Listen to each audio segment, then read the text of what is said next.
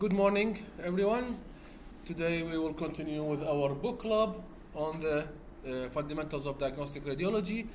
Today's chapter is about the chest, thyroid, parathyroid, and neonatal brain ultrasound, presented by your colleague, Dr. Rehan. May she start?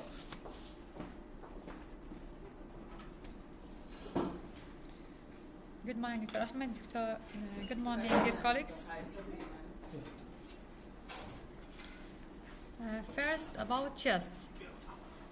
As we know, the air is enemy for ultrasound, and the air and chest contain two lungs filled with air. So the ultrasound of chest is somewhat difficult, unless we have some point help us to do ultrasound for the chest. First, the transducer should be parallel to the intercostal space, and we have ribs. They are sonographic landmark for direct chest imaging. We can see rib as echogenic line with posterior acoustic shadowing. And 1 cm deep to the ribs, we have visceral pleural air-filled lung interface is seen as a bright echogenic surface that moves with respiration, called gliding sign.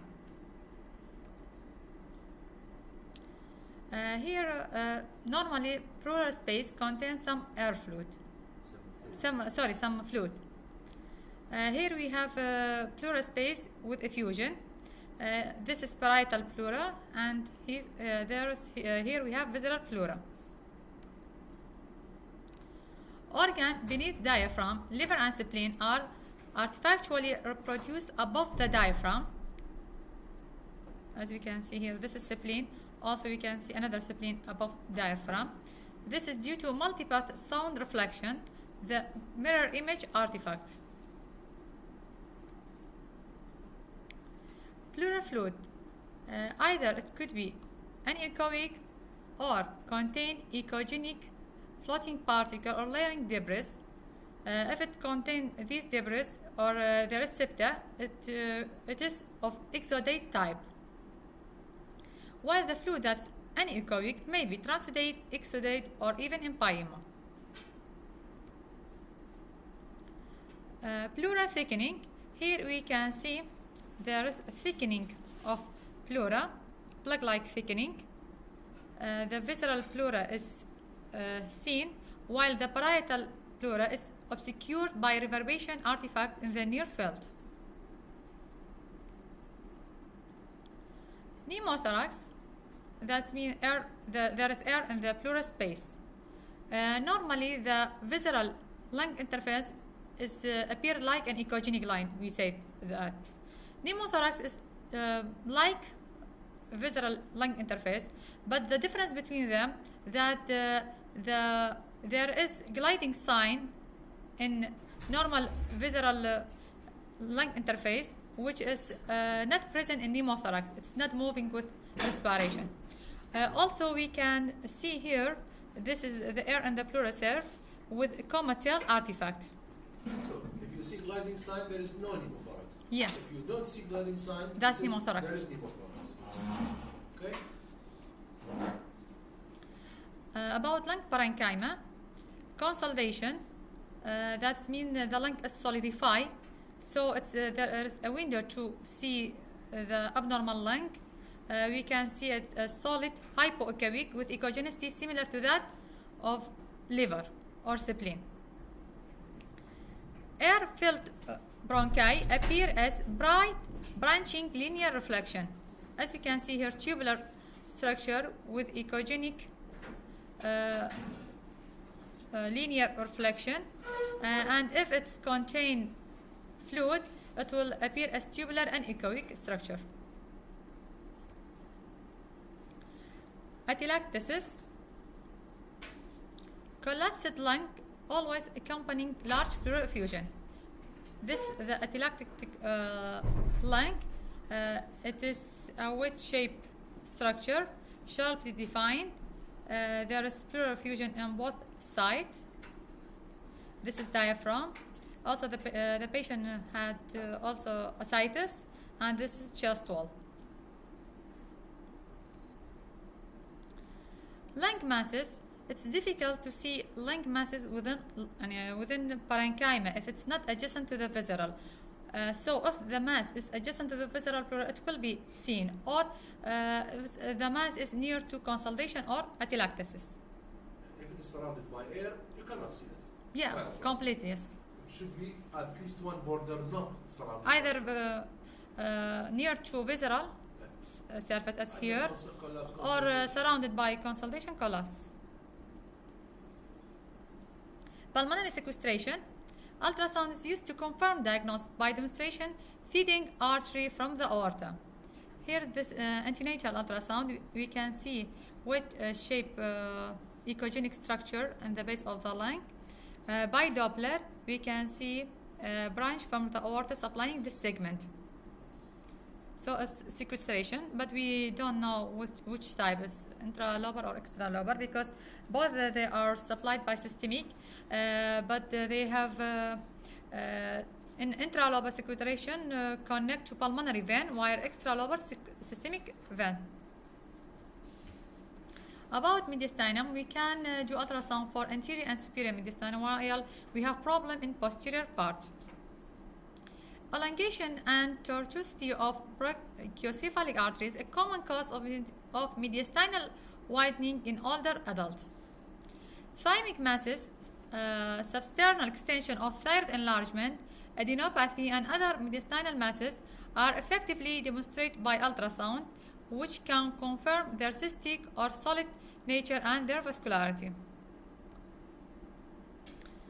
About thyroid gland.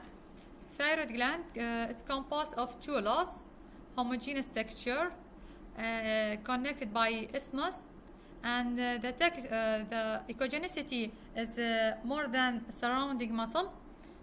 Anteriorly, we have sternocleidomastoid muscle and straps muscle, and laterally we have carotid vessel and internal jugular vein. And in the landmark here, we have trachea filled with air. So, also, we have in posterior part to the left side esophagus. Should not mistaken for lymph node or parathyroid masses. Thyroid nodule. First, we have benign thyroid nodules. Adenomatous nodules, they are usually multiple and associated with diffuse enlargement of thyroid gland. Individual nodules are iso or hypoechoic to thyroid parenchyma and commonly show degenerative changes. That's here we have mass with cystic degeneration, well-defined mass. Follicular adenoma, most are solitary, solid, and well capsulated. They may be hypoechoic, hyper, or isoechoic. Hyperfunctioning adenoma, on Doppler, they are hypervascular. Also, there is degenerative changes. What it mean by the degenerative change? Cystic change, necrosis, coarse calcification, and also it is difficult to differentiate follicular adenoma from carcinoma, even by FNA. Just by if there is vascular invasion, it's more in favor of follicular carcinoma. Thyroid cyst. Most cystic nodules found in thyroid are actually cystic degeneration of an adenomatous nodule or a follicular adenoma. Here we can see the cyst, well-defined cyst with two echogenic foci with comatal artifact. So, one interesting thing to learn is that simple cysts, true simple cysts, are rare. Rare, yes. That's interesting. Malignant thyroid nodules. The most common type carcinoma is papillary thyroid carcinoma. Nodules are hypoechoic and commonly multiple.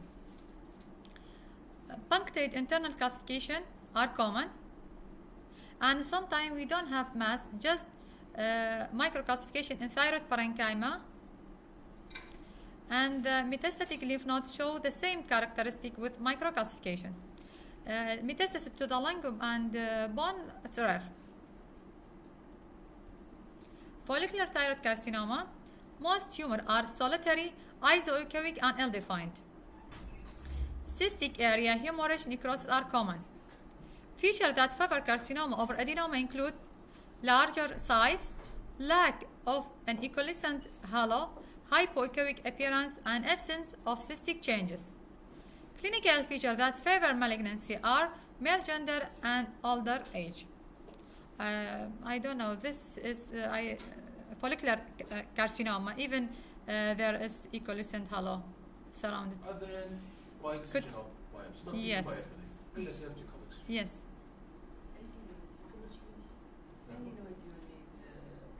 Especially follicular adenoma and carcinoma, it's difficult to differentiate between them. There are some guidelines for which patient to do FNA. You should keep that in mind. Anyways.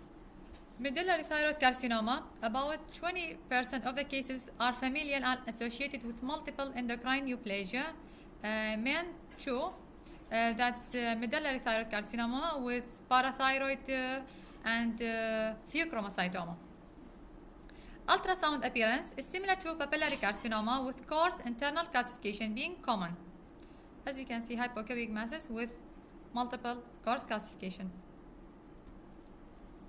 Anaplastic thyroid carcinoma, this is the most lethal one, occur in elderly, grows rapidly and metastasize widely. Ultrasound show ill-defined heterogeneous hypoechoic solid mass. Nodal metastases are commonly present. In the follicular type is most common metastasis to the lung. And follicular and papillary are less malignant than Anaplastic, the aggressive one. بالضبط عكس الانابلاستيك. They are good Behavior. Lymphoma, it occurs more in elder women, unfortunately. Solitary, strikingly hypoechoic mass is most common, although some masses demonstrate multiple, some cases demonstrate multiple nodules. Here we have bilateral hypoechoic masses. Associated with enlarged cervical nodes are common.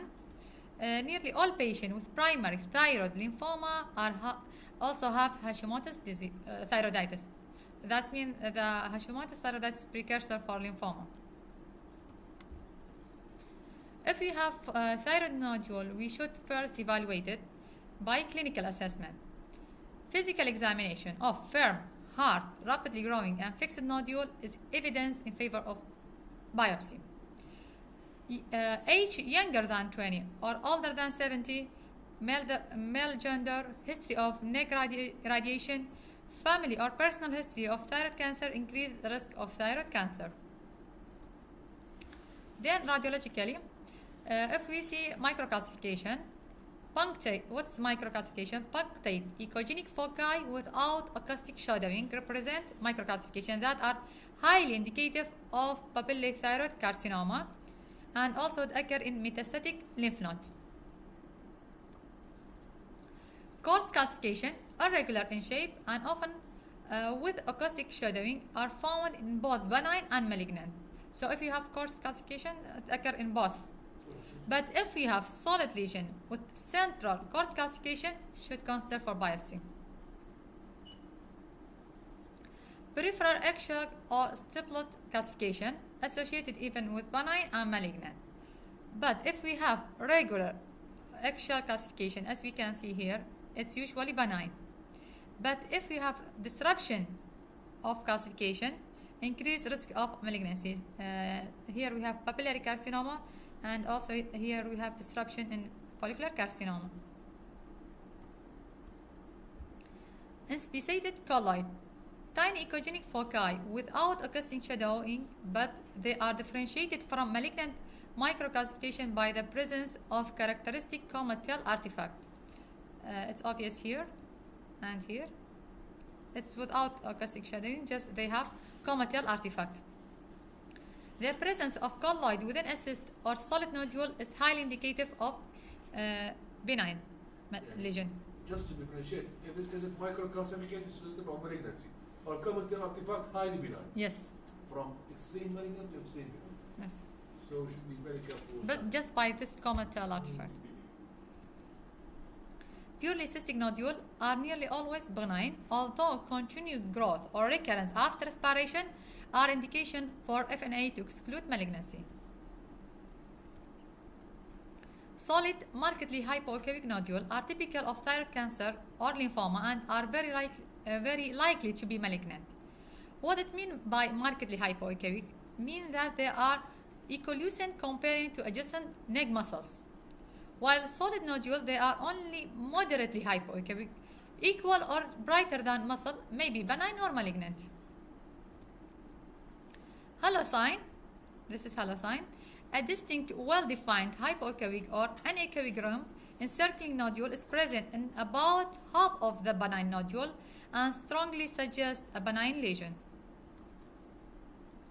Central vascularity, internal or central vascularity increase risk that the nodule is malignant. What it means, marked internal vascularity? It means that the internal vascularity is more than peripheral. If we have completely avascular nodule, thyroid nodule are unlikely to be malignant.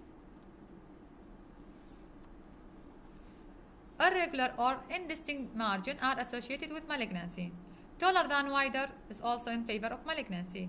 Size is not predictive for whether the thyroid nodule is benign or malignant, but it can be a guideline for biopsy. Growth rate of 15% volume over 5 years is atypical of solid and cystic benign thyroid nodules. In radionuclear scintigraphy, if we have hot nodule, they are very rarely malignant.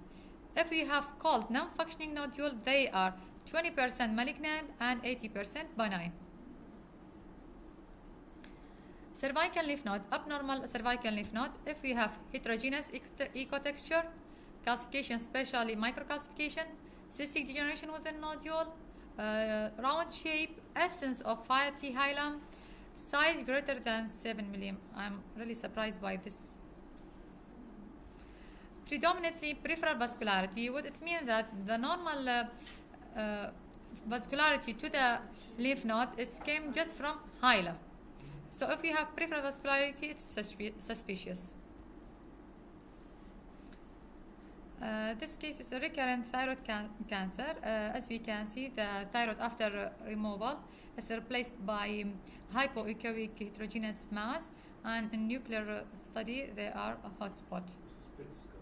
Sorry, that's good. Diffuse thyroid disease. First we have goiter.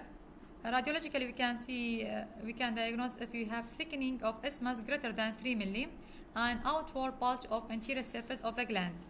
Either they are non-toxic goiter due to diet, ultrasound show an enlarged gland with homogeneous parenchyma, or we have adenomatous goiter. That's what we call multinodular goiter. The gland is replaced by multiple different size nodule and coarsening heterogeneity of thyroid parenchyma. Also we can see calcification. Hashimoto's thyroiditis, that's called chronic lymphocytic thyroiditis. Diffuse thyroid enlargement with inhomogeneous low echogenic parenchyma. And sometimes we can see echogenic linear lines that represent fibrosis. We have no normal parenchyma in thyroid gland. And sometimes tiny nodule we can see that's characteristic of this disease. And the patient, as we say, they are risk for development of lymphoma. Keep in mind that Hashimoto's thyroiditis can look like anything. Commonly looks like what we have seen. Can be hyper, hypo, large, decreased gland, nodules, no nodule. Can look like anything. So, if anything you have suspicious. Because there are multiple stages, they can't look like anything. Exactly. Because there are multiple stages, acute, chronic, so. And it's the most common cause of hypothyroidism. While in Graves' disease is the most common cause of hyperthyroidism. The gland is enlarged with no nodule and increased vascularity, internal vascularity, that's called thyroid inferno. Also we can see extrathyroid blood vessels.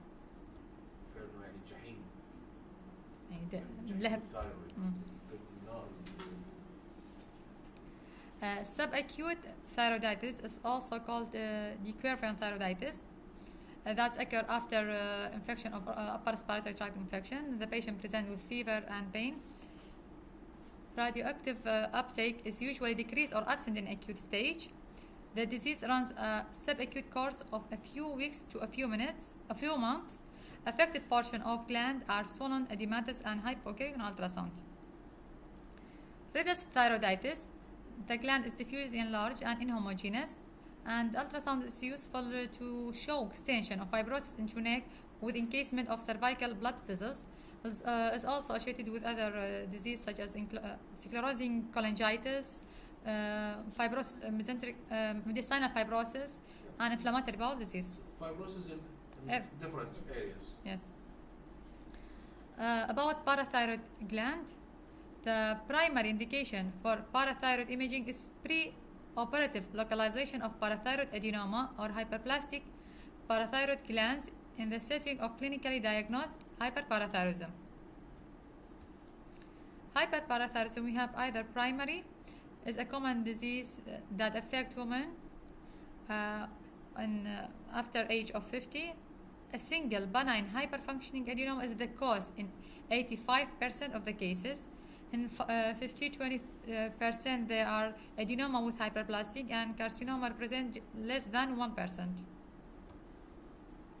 Secondary hyperparathyroidism occurs as a result of chronic hypocalcemia in patients with chronic renal failure. The glands are overstimulated and become hyperplastic. When the chronically overstimulated gland become autonomous, the term tertiary hyperthyroidism is used. Parathormone may also be produced by non-endocrine tumor, such as renal cell carcinoma or bronchogenic carcinoma. Parathyroid adenoma appear on ultrasound as homogeneous hypoechoic solid oval well-defined masses. It's sometimes difficult to differentiate if it's arise from thyroid or not. So we should do FNA. Color Doppler demonstrate hypervascularity. By aspiration of the fluid, if it's contain parathyroid hormone, it indicates parathyroid origin. Parathyroid hyperplasia affect all glands. Hyperplastic glands have the same imaging characteristic of parathyroid adenoma. Carcinoma of parathyroid, it's characterized by larger size, more heterogeneous, ill-defined, and on Doppler there is invasion of adjacent vessels or muscle. Ectopic parathyroid are best localized by radionuclear imaging. Also CT and MRI can be usually show anatomic relationship when they are located in mediastinum. Here it's in mediastinum. In radionuclei, here we have in 15 minutes, both thyroid and parathyroid are visualized. After 2 hours, the thyroid wash out the radionucleus, just remain parathyroid. About neonatal brain, here, we can do it from anterior fontanelle or posterior fontanelle. This is coronal section. We can see the frontal horn,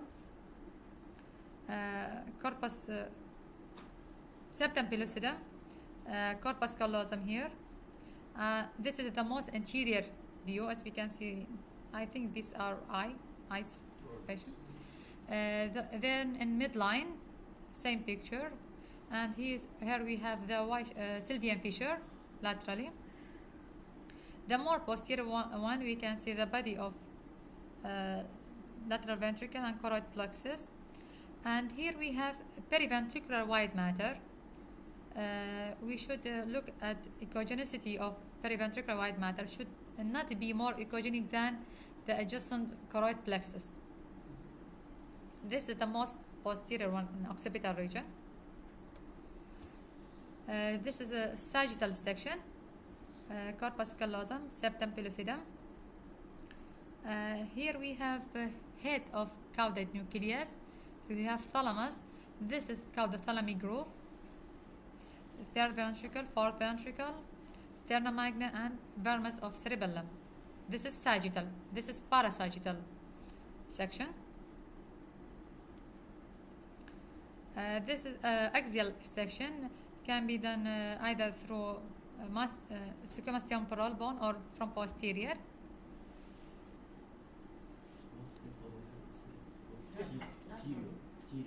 Thyroid, yes. About pathology, we have infection, meningitis. Radiologically, by ultrasound, we can see echogenic sulci, echogenic debris in ventricle, dilated ventricle, and also ependyma is thickened. And sometimes we have transient extraaxial fluid collection. This also dilated ventricle with contain You know echogen. that the endocavitary probe is very good in demonstrating the intracranial structures. Yeah, transvaginal probe. You put it on the fontanelle, you have very nice view of the brain.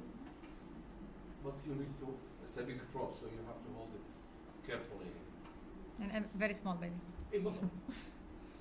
Ultrasound may be used to detect complications including persistent hydrocephalus, abnormal parenchymal echogenicity presenting infarction or cerebritis, and brain abscess.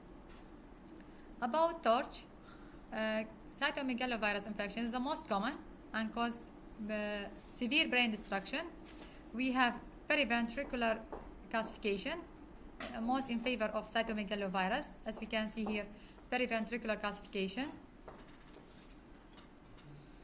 And sometimes cause subependymal cyst and microcephaly. About toxoplasmosis, characteristics cause scattered calcification, especially in basal ganglia, multicystic encephalopathy, and porencephaly. I saw this case just cause severe ventriculomegaly. Herpes cause cystic periventricular encephalomalacia, hemorrhagic infarction, scattered brain calcification, and retinal dysplasia. Rubella uncommonly cause recognized brain injury, but microcephaly, vasculopathy, and massive calcification have been reported. Here in this case, we have subependymal multiple cysts, causing, also here is obvious, causing dilatation of just lateral ventricle, and third ventricle is normal. Ischemic brain injury is common in preterm baby, that's before 34 weeks. We have either subependymal hemorrhage that's occur in residual germinal matrix or periventricular leukomalacia. Germinal matrix hemorrhage occur in residual germinal matrix overlying the frontal horn and body of lateral ventricle. Most occur, 90-70% occur in first week after birth. So you don't report germinal matrix hemorrhage if it's more than 1 week of age, okay? Yes. Yeah, don't keep it in mind. Not in term or past term. In term, mature baby, don't report it. After 32 weeks. Not 34, sorry. Yes. Okay. 34. 34. If he's more than 34, if it's after 1 week of age, leave Exclude the it. germinal matrix. Don't worry about it. The baby came and bleeding occurred in the first week, but remain after that. Sequelae. He will come for the first time before 1 week of age. He means that we can see sequelae of. Yes. Post- Jai end the bleeding before when he's 3 days, 4 days old, and it will continue. Okay, that's acceptable, but he will be known case of hemorrhage. Not examined. Not examined previously. Maybe, but general matrix hemorrhage will not be examined. Come on. It's fatal. Mumkin, anyway. And it can be ignored by some patient. Happens. Maybe. Happens. Most hemorrhage occur in region of caudothalamic region, as we see this is caudothalamic region between caudate nucleus and thalami. On sagittal, we can see subependymal hemorrhage as a focus, bright echogenicity anterior to caudothalamic groove. On coronal, normally we have 3 dot echogenic spot. That's in floor of frontal horn, 2 of them, and 1 of roof of third ventricle.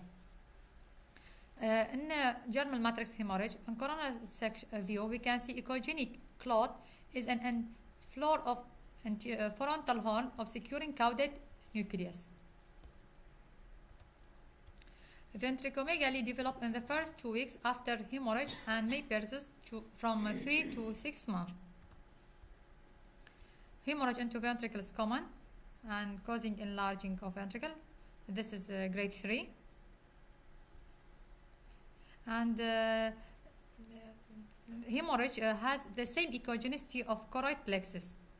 So we should differentiate it from choroid plexus by its location and appearance. If we have in frontal and occipital horn of lateral ventricle, that's hemorrhage because we don't have choroid plexus in this location. Hemorrhage commonly rupture and dilate ventricle. Asymmetry enlargement of choroid plexus is suspicious for hemorrhage. Parenchymal hematoma, that's grade 4, result from hemorrhagic infarction. Commonly, hematoma is initially dense echogenic, then become echolicent centrally as it shrunk. Here we have parenchymal hemorrhage, then become more cystic. Yes, after that form parencephaly. Clots in the ventricle characteristically maintain an echogenic rim. Eventually, the clot resolves completely. Cellular debris from the hemorrhage is seen as echogenic material floating with intraventricular CSF. Hydrocephalus is a common sequelae of germinal matrix hemorrhage. This classification, if we have just confined to germinal matrix, is grade 1. If it extends to lateral ventricle, it's grade 2. If dilate ventricle, it's grade 3. And extend to parenchyma, it's grade 4. Periventricular leukomalacia refers to lesion that caused by hypoxic injury in periventricular white matter at the angle of lateral ventricle. As we can see, this is lateral ventricle and this periventricular area. As we see it, echogenicity is like choroid plexus. We say that it should not be like this echogenicity. So we suspect periventricular leukomalacia. This results from an arterial infarction in watershed zone, whereas the parenchymal injury from germinal matrix results from venous infarction. Ultrasound demonstrates foci of increased echogenicity in periventricular white matter. The finding resolved in 2 to 4 weeks. Then the periventricular cyst develop.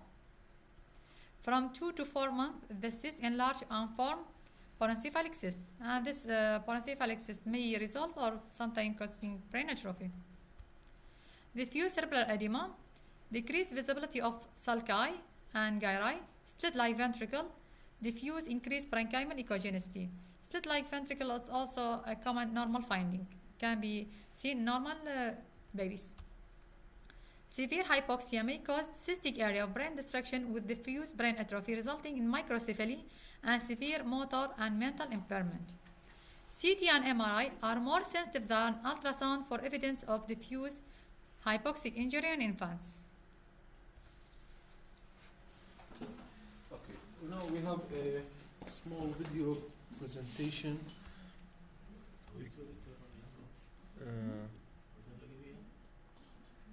Just a second. About brain anatomy. In the sagittal plane, you take a straight midline sagittal image and 2 parasagittal images that angle through the caudothalamic groove region. In the coronal plane, you take 6 images, 1 including the frontal horns of the lateral ventricles, 1 running through the 3rd ventricle, 1 running through the 4th ventricle, 1 through the cerebellum, Sagittal, parasagittal, and 6 posterior coronal horns of the section. lateral ventricles, and the Yes. last through the posterior periventricular white matter. A few important structures of normal anatomy in both imaging planes. Lateral ventricles, Most anterior one. directly above the lateral ventricles in a normal patient will be the hypoechoic corpus callosum. So you see the lateral Inferior to the lateral ventricles are the caudate nuclei. Between the ventricles is septum the pellucidum. cavum septum pellucidum, and just below the Third cavum ventricle. septum pellucidum is the 3rd ventricle. Slightly more posteriorly, again we have the lateral ventricles, the corpus callosum directly above the lateral ventricles, caudate nuclei off to the side and inferior to the lateral ventricles. This Cilium Y-shaped fissures Sylvian are fissure. off to both sides of the brain. We have normal choroid at this level. This 3 dots. At this particular position, we see the 3 Here. bright dots of choroid plexus. This is what's termed the 3 dot sign. This is a normal finding. We have in the roof of the third choroid and plexus floor within of the both floors ventricles. of the lateral ventricles and in the roof of the third ventricle. Amen. And on this particular image, we see them all together, and it's the 3 dot sign. You start to get a little bit of the thalami as we move more posteriorly. This most posterior. Again, extending more posteriorly still, we encounter more of the choroid plexus. This is the normal echotexture and appearance of the choroid plexus. The choroid plexus is normally the brightest structure within the brain, and we use that as an internal reference when we're assessing for certain abnormalities. The choroid should be fairly symmetric, although the choroid plexus can have irregular contour as well as clefts and other things that can make them look a bit irregular. So you should see it They should also have fairly homogeneous ecotexture. And slightly more posteriorly still, now we are in the periventricular white matter of the posterior brain. And again, this is the normal ecotexture that we should encounter. If you notice, the periventricular white matter does have a diffuse low level of echogenicity, but comparing to the echogenicity of the choroid plexus, to the it is not as bright. So that's an important thing when we're looking for periventricular leukomalacia in particular. Moving to the sagittal planes, this is our straight midline sagittal image, and we see a few important structures. One of the biggest is the corpus callosum. Again, it's a hypoechoic band, and this is the normal fully formed corpus callosum. So you see it coming from anteriorly, sweeping around, and ending posteriorly back here. There are certain diseases that we either have complete absence of the corpus callosum or the corpus callosum partially formed, so we can see part of it, but we may be missing posterior part or another section of it. So that's an important structure to assess on the midline image. Another important structure to assess, cavum septum pellucidum. This is the choroid plexus within the roof of the third ventricle. The third ventricle is here. Fourth ventricle, down there, brainstem. And the other important structure in the midline to assess is this structure here, which is the vermis of the cerebellum. This is a structure that can also be absent in some conditions like Dandy Walker malformations and other conditions. So some of the major structures to assess on the midline image. Now we're off parasagittal or off midline to one side. And this is the important image where we see our caudothalamic groove, which is the prime time area for assessing germinal matrix hemorrhages. So 2 important structures on this image. You have your caudate nucleus here, and your thalamus here. And the little indentation or divot between the 2, that is the caudothalamic groove. That is the area that we're focused on the most. Germinal matrix. Very nice, thank you, excellent, very focused, precise, and concentrated. Thank you very much.